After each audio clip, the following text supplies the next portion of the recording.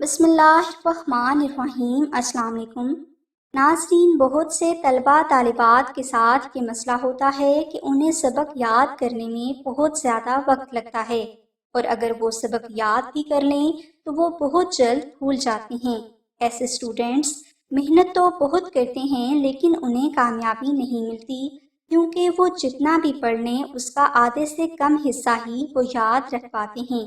لہٰذا آج کی اس ویڈیو میں ہم آپ کو سبق یاد کرنے کے لیے یا مفتح الابواب کا وظیفہ بتا رہے ہیں۔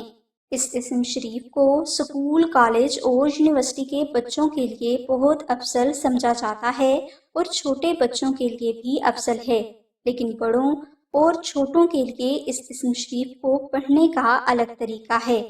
اگر کسی والدین کے بچوں کو سبق یاد نہ ہوتا ہو تو وہ بازار سے 1 کلو بادام لا کر اس کی گریاں نکال لیں۔ اس کے بعد آپ ان باداموں کی گریوں پر یا مفتح الابواب 700 مرتبہ پڑھ کر دم کریں۔ آپ نے روزانہ صبح کے وقت اپنے بچوں کو 1 بادام کھلا دینا ہے۔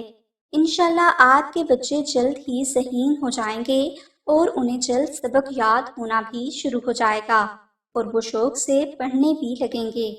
کالج اور یونیورسٹی کے بچے جمعہ کے دن عشاء کی نماز کے بعد اول و آخر 10 مرتبہ درود پاک ورد کریں اور درمیان میں وہ 1000 مرتبہ یا مفتح الابواب ورد کریں۔ یہ عمل آپ نے ایک ہی دن کرنا ہے، اور اس کے بعد آپ نے جب کوئی نوٹس بنانے ہیں یا کوئی باب یاد کرنا ہے تو آپ نے 7 مرتبہ یا مفتح الابواب پڑھ لیا کرنا ہے۔ انشاءاللہ آپ کو سبق یاد کرنے، حافظہ تیز ہونے اور امتحان میں کامیابی حاصل ہونے کے حوالے سے یا مفتح الابواب کی تاثیر کا جلد ہی اندازہ ہو جائے گا۔ مزید معلومات کے لیے آپ آمنہ بہن سے رابطہ کر سکتے ہیں۔